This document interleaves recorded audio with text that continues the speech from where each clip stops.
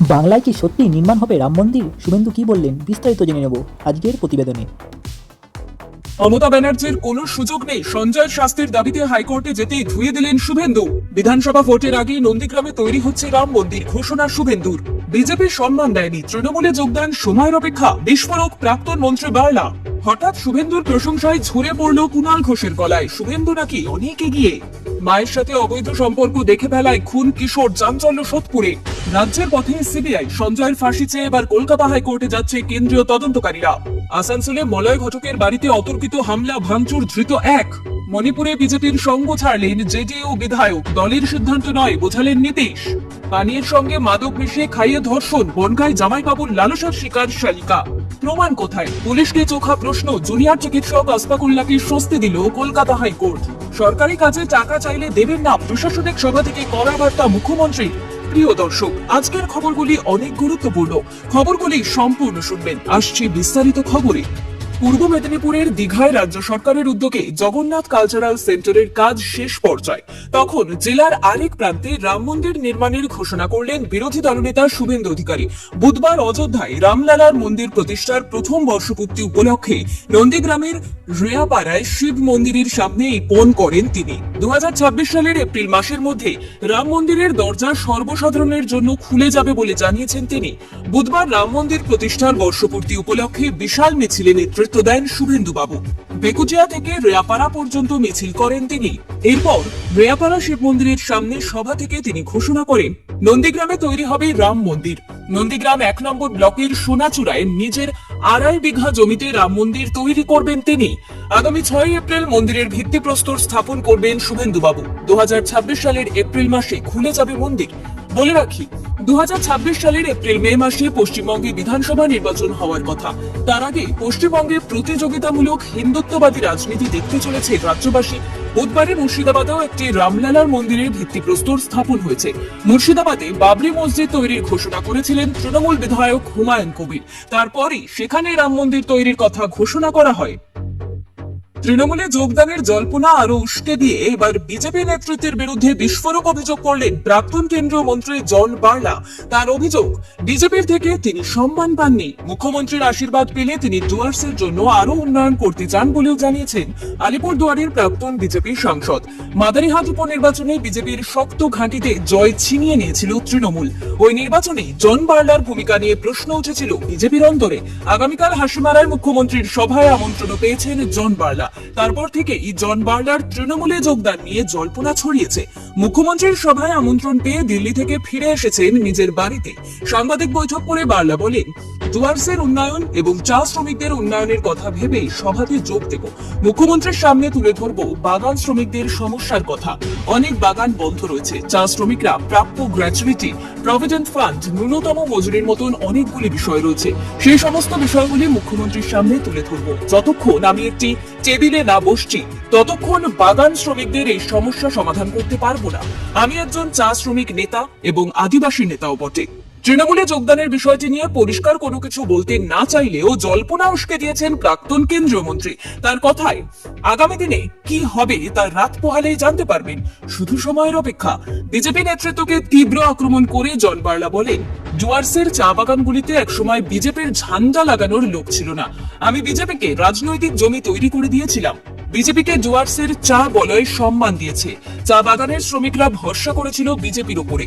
বিজেপিতে যোগদান না করেও 2014 সালে বিজেপিকে ভোটে জিতিয়েছিলাম, কিন্তু কেন্দ্রীয় সরকার কোনোভাবেই বন্ধ বাগান খোলার বিষয়ে কোনো পদক্ষেপ গ্রহণ করেননি আজকে পর্যন্ত। আজ পর্যন্ত কেন্দ্রীয় সরকার চা বাগানের শ্রমিকদের জন্য কোনো প্যাকেজ ঘোষণা করেনি। বাগান কর্তৃপক্ষের জন্য কোনো প্যাকেজ ঘোষণা করেনি। বার্লা আরো বলেন, আমি কেন্দ্রীয় প্রতিমন্ত্রী থাকাকালীন 200 বেডের একটি হাসপাতাল তৈরি করার উদ্যোগ নিয়েছিলাম। প্রধানমন্ত্রী জনবিকাশ কার্যক্রম থেকে অনুমোদন হয়ে গিয়েছিল, শুধু একটি সইয়ের অপেক্ষা ছিল। সেটিও করতে দেয়নি বিজেপির রাজ্যের কিছু নেতা। মানুষ আমাদের ভোট দিয়েছে উন্নয়নের জন্য। সেই উন্নয়নের কাজ করতে গিয়ে যদি নিজের দলের লোক বাধা দেয়, তাহলে কি করে বিশ্বাস করব আমরা? বিজেপি সরকার আদিবাসীদের সম্মান দিচ্ছে না, শ্রমিকদের সম্মান দিচ্ছে না। আমাদের আজকের লক্ষ্য 700টি লাইক। দয়া করে ভিডিওটি লাইক করে আমাদের লক্ষ্য পূরণে সাহায্য করুন। আর আপনি কোন জেলা থেকে আমাদের খবর দেখছেন তা কমেন্টে জানান। বর্তমান বাজারে অনেক নতুন চ্যানেল ভুলভাল খবর আপলোড করছে, কিন্তু আমরা সব সময় সততা এবং তথ্য যাচাইয়ের মাধ্যমে আপনাদের কাছে নির্ভরযোগ্য খবর পৌঁছে দিচ্ছি। আমাদের পাশে থাকুন নিয়মিত সঠিক খবরের জন্য। উত্তর 24 পরগনার সোদপুরে এক চাঞ্চল্যকর ঘটনা প্রকাশ্যে এসেছে। 10 বছরের কিশোর অভয় দাসকে নির্মমভাবে হত্যা করা হয়েছে। অভিযোগ, মায়ের সঙ্গে প্রেমিকের অবৈধ সম্পর্ক দেখে ফেলায় শিশুকে খুন করা হয়। সোদপুরের বন্দিপুর লাল ইটখোলা এলাকার বাসিন্দা অভয় দাস গত শনিবার সন্ধ্যায় খেলার সময় নিখোঁজ হয়ে যায়। পরিবারের সদস্যরা তাকে খুঁজে না পেয়ে রহনা থানায় অভিযোগ দায়ের করেন। পুলিশ তদন্তে জানতে পারে অভয়কে শেষবার পরিবারের পরিচিত বিনোদ রায়ের সঙ্গে দেখা গিয়েছিল। সিসি ক্যামেরার ফুটেজ এবং তথ্য প্রমাণের ভিত্তিতে বিনোদকে গ্রেফতার করে পুলিশ। জিজ্ঞাসাবাদে বিনোদ স্বীকার করে অভয় একদিন মায়ের সঙ্গে তার ঘনিষ্ঠ মুহূর্ত দেখে ফেলে। এরপর থেকে কিশোরের আচরণে পরিবর্তন আসায় সম্পর্ক ফাঁস হওয়ার ভয় তাকে খুনের সিদ্ধান্ত নেয়। শনিবার পানিহাটির গোশালা মাঠে নিয়ে গিয়ে অভয়ের হত্যা করে বিনোদ। পরে দেহ বস্তায় ভরে খড়দহের ভাগাড়ে ফেলে দেওয়া হয়। পুলিশ জানায়, মায়ের সঙ্গে দীর্ঘদিনের সম্পর্ক ছিল বিনোদের। এই ঘটনায় মায়ের ভূমিকা রয়েছে কিনা তাও খতিয়ে দেখা হচ্ছে। ব্যারাকপুর পুলিশ কমিশনারেটের তরফে এসিপি তন্ময় চট্টোপাধ্যায় জানিয়েছেন, অভিযুক্তকে জিজ্ঞাসাবাদ করে তদন্ত চলছে। কিশোর খুনের পেছনে অন্য কোনো ষড়যন্ত্র রয়েছে কিনা তা খতিয়ে দেখা হচ্ছে। এই ঘটনায় সোদপুর এবং আশেপাশের এলাকায় চাঞ্চল্য ছড়িয়েছে। স্থানীয় বাসিন্দারা দোষীর কঠোর শাস্তির দাবি জানিয়েছেন। সোদপুরের এই নৃশংস হত্যাকাণ্ড এলাকায় তীব্র উত্তেজনা সৃষ্টি করেছে। পুলিশ দ্রুত তদন্ত করে দোষীদের শাস্তি নিশ্চিত করবে বলে আশা প্রকাশ করেছে এলাকাবাসী। রাজ্যের পর সিবিআই এবার সঞ্জয় রায়ের ফাঁসির দাবিতে কলকাতা হাইকোর্টের দ্বারস্থ হচ্ছে কেন্দ্রীয় তদন্তকারী সংস্থা। নিম্ন আদালতের রায়কে চ্যালেঞ্জ করে আজ বৃহস্পতিবার হাইকোর্টে মামলা রুজু করতে চলেছে তারা। এমনই খবর সূত্রে আরজিকর মেডিকেল কলেজ হাসপাতালে তরুণী চিকিৎসকের ধর্ষণ খুনের ঘটনায় দোষী সাব্যস্ত হয়েছে সঞ্জয় রায়, কিন্তু প্রত্যক্ষ প্রমাণের অভাবে এই মামলাকে বিরলের মধ্যে বিরলতম বলে চিহ্নিত করেননি বিচারক। সিভিক ভলান্টিয়ার সঞ্জয়কে ফাঁসির বদলে যাবজ্জীবনের সাজা দিয়েছে নিম্ন আদালত। এই সাজায় না খুশি ছিলেন খোদ মুখ্যমন্ত্রী। সোমবারে তিনি জানিয়েছেন, রাজ্য সরকার হাইকোর্টের দ্বারস্থ হবে। কথা মতোই বুধবার আদালতের দ্বারস্থ হন তারা। হাইকোর্টের রাজ্যের করা আবেদনকে এক প্রকার চ্যালেঞ্জ করে সিবিআই। আদেও রাজ্যের আবেদন গ্রহণযোগ্য কিনা প্রশ্ন তোলে কেন্দ্রীয় তদন্তকারী সংস্থা। হাইকোর্টের রাজ্যের করা মামলার গ্রহণযোগ্যতা নিয়ে প্রশ্ন তুলে সিবিআই এর আইনজীবী বলেন, মামলার সঙ্গে সরাসরি যুক্ত তিন পক্ষ, পরিবার, সিবিআই কিংবা দোষী হাইকোর্টের দ্বারস্থ না হলে রাজ্য কিভাবে আবেদন করতে পারে? বিচারপতি দেবাংশু বসাক প্রশ্ন করেন, আপনাদের মতে উপযুক্ত সাজা দেওয়া হয়নি এই অভিযোগে কারা কারা মামলা করতে পারে? তাতে রাজ্যের আইনজীবী জানান, এক্ষেত্রে পরিবার, রাজ্য, সিবিআই এবং অভিযুক্ত চার পক্ষই মামলা করতে পারে। সিআরপিসি 377 এবং 378 ধারা অনুসারে রাজ্য সরকার আবেদন করতে পারে। রাজ্যের মামলা করার পক্ষে অ্যাডভোকেট জেনারেলের বক্তব্য, তদন্ত এবং আইন শৃঙ্খলা রাজ্যের বিষয়। আরজিকর কাণ্ডের মামলাটি প্রথমে রাজ্যের পুলিশ তদন্ত করছিল, পরে সেটি সিবিআই এর হাতে যায়। তাই রাজ্য মামলা করতেই পারে। এই টানাপোড়েনের মধ্যেই সিবিআইও আদালতে যাচ্ছে। রাজ্যের আইনমন্ত্রী মলয় ঘটকের আসানসোলের বাড়িতে চলল হামলা। ঘরে ঢুকে ভাঙচুর চালানোর অভিযোগ উঠল এক ব্যক্তির বিরুদ্ধে।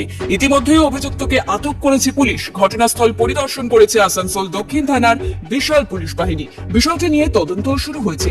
এমন ভয়ঙ্কর ঘটনা ঘটেছে মলয় ঘটকের আসানসোলের আপকার গাজনের বাড়িতে। বাসভবনের অফিসের টেবিলে কাঁচও ভাঙচুর করা হয়েছে। বাসভবনে কঠোর পুলিশি নিরাপত্তা থাকা সত্ত্বেও কিভাবে এমন হামলা ঘটলো তা নিয়ে প্রশ্ন উঠছে। তাহলে সাধারণ মানুষের নিরাপত্তা কোথায়? এই নিয়ে পুলিশ জানিয়েছে, আসানসোলের মলয়ের আপকার গাজনের দোতলা বাড়ির একতলায় মন্ত্রীর দফতর। অভিযুক্ত ব্যক্তি সেখানেই গিয়েছিলেন। অভিযোগ, মন্ত্রীর অফিসের কাঁচের টেবিল ভেঙে দিয়েছেন ওই ব্যক্তি, কিন্তু কি কারণে মন্ত্রীর বাড়িতে হামলা তা এখনো জানা যায়নি। বিষয়টি খতিয়ে দেখা হচ্ছে। পুলিশের একটি সূত্রে খবর, মন্ত্রীর দফতরে কারো সঙ্গে বচসায় জড়িয়ে পড়েছিলেন অভিযুক্ত। সেই সময় তাকে বলতে শোনা গিয়েছে, সার্টিফিকেট করে দেবে বলেও এখনো দিল না। কেন এত দেরি হচ্ছে? এখন কিছু একটা করতে হবে, এই কথা বলে ক্ষোভ প্রকাশ করতে দেখা গিয়েছিল তাকে। আর এরপরে ভাঙচুর চালায় অভিযুক্ত। মণিপুরে বিজেপি সরকার থেকে সমর্থন তুলে নেওয়া নিয়ে চরম বিভ্রান্তি নীতিশ কুমারের জনতা দল ইউনাইটেডে। এদিন মণিপুরে জেডিইউ এর প্রদেশ সভাপতি ক্ষেত্রমায়ম বীরেন সিং চিঠি দিয়ে জানান, রাজ্যে দলের একমাত্র বিধায়ক বিজেপির সঙ্গ ছাড়ছেন। পাল্টা পদক্ষেপ এলো নীতিশের তরফে। জেডিইউ সরকারিভাবে বলল ওটা দলের সিদ্ধান্ত নয়। 2022 বিধানসভা নির্বাচনে সবাইকে চমকে দিয়ে নীতিশ কুমারের জনতা দল ইউনাইটেড মণিপুরে 6টি আসন জেতে। এমনিতে সে রাজ্যে বিজেপি এবং জেডিইউ সরাসরি জোটে ছিল না। জেডিইউ বিজেপির বিরোধিতা করেই এতগুলি আসন পায়, কিন্তু কয়েক মাসের মধ্যে 5 জেডিইউ বিধায়ককে অর্থাৎ জয়কিষণ সিং, গুরুসংলোর সনাতে, আজাবুদ্দিন, হাংজাম অরুণ কুমার এবং LM খাউতে বিজেপিতে যোগ দেন। শুধুমাত্র জেডিইউ মোহাম্মদ আব্দুল নাসির নীতিশের দলে থেকে যান। সরকারিভাবে এতদিন ওই বিধায়ক বিজেপিকে সমর্থন করেছিলেন, কিন্তু বুধবার চিঠি দিয়ে সমর্থন প্রত্যাহারের সিদ্ধান্ত জানিয়ে দেন জনতা দল ইউনাইটেডের রাজ্য সভাপতি ক্ষেত্রমায়ন বীরেন সিং। যদিও তাতে বিশেষ অসুবিধা হওয়ার কথা ছিল না বিজেপির। 7 আসনের মণিপুর বিধানসভায় বীরেন সিং এর নেতৃত্বাধীন এনডিএ সরকারের পক্ষে রয়েছে 54 জন বিধায়কের সমর্থন। মণিপুরে জেডিইউ এর রাজ্য সভাপতি ক্ষেত্রমায়ন বীরেন সিং রাজ্যপাল অজয় কুমার ভাল্লাকে চিঠি দিয়ে জানান তাদের দলের একমাত্র বিধায়ক মোহাম্মদ আব্দুল নাসিরকে বিরোধী বিধায়ক হিসেবে গণ্য করা হোক, বিধানসভায় তার বসার জায়গাও বিরোধী মঞ্চে রাখা হোক। সেই নিয়ে জাতীয় রাজনীতিতে বিতর্ক সৃষ্টি হতে অবশ্য পিছু হচ্ছিলেন নীতিশ। জেডিইউ এর তরফ থেকে চিঠি দিয়ে রাজ্য সভাপতিকে বরখাস্ত করে দেওয়া হলো। সেই সঙ্গে দলের তরফে রাজীব রঞ্জন সিং বলে দিলেন সমর্থন প্রত্যাহারের সিদ্ধান্ত দলের নয়। জামাইবাবুর লালসার শিকার নাবালিকা শালিকা। ঠান্ডা পানীয়ের সঙ্গে মাদক মিশিয়ে খেতে দেওয়া হয়েছিল ওই নাবালিকাকে। সে অচৈতন্য হয়ে পড়লে গুণধর জামাইবাবু তাকে ধর্ষণ করেন বলে অভিযোগ। নক্কারজনক ঘটনাটি ঘটেছে উত্তর 24 পরগনার বনগা এলাকায়। বনগা থানার পুলিশ অভিযোগের ভিত্তিতে ধৃতকে গ্রেফতার করেছে। পুলিশ সূত্রে জানা গিয়েছে ধৃতের নাম শুভ দেবনাথ, বাড়ি পেট্রাপোল থানার 6 ঘরিয়া এলাকায়। ওই নাবালিকাদের বাড়ি বনগা থানা এলাকায়। বছরখানেক আগে শুভর সঙ্গে নির্যাতিতার দিদির বিয়ে হয়েছিল। অতি সম্প্রতি ওই নাবালিকার মা কাজের সূত্রে পুনে গিয়েছিলেন।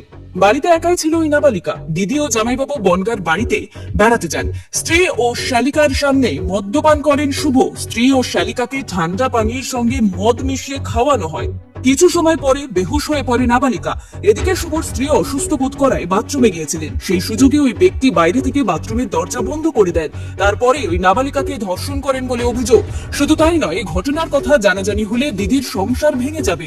মুখ বন্ধ করে রাখার জন্য হুমকিও দেওয়া হয়। সে সময় মুখ বন্ধ করে রেখেছিল সে। তার মা বাড়ি ফিরে আসতেই গোটা ঘটনার কথা জানায় ওই নাবালিকা। আজ বুধবার সকালেই থানায় লিখিত অভিযোগ দায়ের হয়। লিখিত অভিযোগের ভিত্তিতে পুলিশ ওই গুণধরকে গ্রেফতার করে। এদিনই ধৃতকে বনগা আদালতে তোলা হলে 3 দিনের পুলিশ হেফাজতে রাখার নির্দেশ দেওয়া হয়েছে। ঘটনায় এলাকায় চাঞ্চল্য ছড়িয়েছে। রাজ্য সরকার উপভোক্তাদের জন্য একাধিক সামাজিক প্রকল্প চালু করেছে। রাজ্যের প্রত্যেকটি পরিবারে এসব পরিষেবা পৌঁছে দেওয়া রাজ্য সরকারের কর্তব্য। সেই পরিষেবা পৌঁছে দিতে গিয়ে যদি কেউ উপভোক্তাদের কাছে কোনো টাকা পয়সা চায়, দেবেন না। আলিপুরদুয়ারে আয়োজিত প্রশাসনিক সভা থেকে করা বার্তা দিলেন বাংলার মুখ্যমন্ত্রী মমতা বন্দ্যোপাধ্যায়। এদিন মুখ্যমন্ত্রী বলেন, সরকারি প্রকল্পে টাকা চাওয়ার কোনো অভিযোগ এলে তদন্ত হবে। যদি কেউ সরকারি প্রকল্পের নামে টাকা চায়, সঙ্গে সঙ্গে অভিযোগ জানান। এক্ষেত্রে প্রশাসন কড়া মনোভাব গ্রহণ করেছে। টাকা চাওয়ার কোনো অভিযোগ এলে FIR হবে। সরকারি প্রকল্প পাইয়ে দেওয়ার নামে যারা পয়সা চাইবে তাদের বিরুদ্ধে কঠোর পদক্ষেপ নেওয়া হবে। এদিন মুখ্যমন্ত্রী মমতা বন্দ্যোপাধ্যায় বলেন, সরকার সব কাজের নজরদারি করে, কোন রকম ঢিলেমি চলবে না। ভিডিও সহ রাজ্য প্রশাসনের আধিকারিকদের নিয়মিত সাধারণ মানুষের সঙ্গে যোগাযোগ রক্ষার নির্দেশ দেন মুখ্যমন্ত্রী। এদিনের প্রশাসনিক সভায় মমতা বন্দ্যোপাধ্যায় বলেন, আদিবাসীদের জমি হস্তান্তরে বেনিয়ম মানব না। এ ধরনের কোনো অভিযোগ এলে অ্যাকশন নেওয়া হবে। মুখ্যমন্ত্রী বলেন, ব্লকে ব্লকে ঘুরতে হবে বিডিওদের। থানায় আইসিদের কাজে মন দেওয়ার বার্তা দেন মুখ্যমন্ত্রী। ডিএম ও এসপিদের নিয়মিত ফিল্ড ভিজিটের নির্দেশ দিয়েছেন মমতা বন্দ্যোপাধ্যায়। ভুয়ো পাসপোর্ট কাণ্ডে গ্রেফতার এবার বারাসাতের বিজেপি নেতা। পুলিশ জানিয়েছে ধৃতের নাম ইন্দ্রজিৎ দে। শুক্রবার বারাসাত নবপল্লী এলাকা থেকে গ্রেফতার হয় জ্যোতির্ময় দে। সূত্রের খবর, জ্যোতির্ময় নামে ওই অনুপ্রবেশকারীকে পুলিশি হেফাজতের পর জিজ্ঞাসাবাদে উঠে আসে ইন্দ্রজিৎ দে নামক এক ব্যক্তির নাম। পুলিশ জেরায় জানতে পেরেছে, যিনি জ্যোতির্ময়কে ভারতে আসার পর পরিচয়পত্র সহ পাসপোর্ট তৈরি করে দিয়েছিলেন। আর তার হদিশ পেতেই বারাসাত তরুণ সংঘ থেকে বারাসাত থানার পুলিশ গ্রেফতার করে জ্যোতির্ময় দেকে। জ্যোতির্ময়দের সঙ্গে সমীর দাসের ঘনিষ্ঠতা ছিল এবং যার জেরে বাংলাদেশ থেকে আসা অনুপ্রবেশকারীদের ভারতীয় ভোটার, আধার, প্যান কার্ডের মতন যাবতীয় পরিচয়পত্র বেআইনিভাবে তৈরি করে দিত এই ইন্দ্রজিৎ দে। রবিবার বারাসাত আদালতে বিচারপতি ইন্দ্রজিৎ দের 3 দিনের পুলিশি হেফাজতের নির্দেশ দেন। প্রসঙ্গত ইন্দ্রজিৎ দে বিগত পৌরসভা নির্বাচনে বিজেপি প্রার্থী হিসেবে বারাসাত পুরসভার 27 নম্বর ওয়ার্ডে দাঁড়িয়েছিলেন। এর আগে জাল পাসপোর্ট কাণ্ডে পুলিশের জালে ধরা পড়েছে প্রাক্তন পুলিশ কর্তাই। তাকেও জেরা করে উঠে এসেছে একাধিক তথ্য। নিচু তলার কর্মীদেরও তিনি এই কাজে ব্যবহার করতেন বলে জানা গিয়েছে। এতদিন পাসপোর্ট কাণ্ড নিয়ে শাসক দলকে কটাক্ষ করছিল বিজেপি, কিন্তু এদিনের গ্রেফতারির পর বিজেপির তরফে কোনো প্রতিক্রিয়া পাওয়া যায়নি। এই প্রসঙ্গে তৃণমূল নেতা কুণাল ঘোষ বলেন, সুকান্ত মজুমদার কিছু বলবেন? বাংলাদেশের জাল নথি ও ভুয়ো পাসপোর্ট কাণ্ডে বিজেপি নেতার যোগ। বারাসাত থেকে বিজেপি নেতা ইন্দ্রজিৎ দেকে গ্রেফতার করেছে পুলিশ। বিভিন্ন সময়ে অবৈধভাবে আসা বাংলাদেশিদের নথি তৈরি করে দিত ইন্দ্রজিৎ। তাকে আজ বারাসাত আদালতে পেশ করা হলে আদালত 3 দিনের পুলিশ হেফাজতের নির্দেশ দিয়েছে। ভিডিওটি ভালো লাগলে অবশ্যই লাইক, শেয়ার, কমেন্ট এবং সাবস্ক্রাইব করতে ভুলবেন না।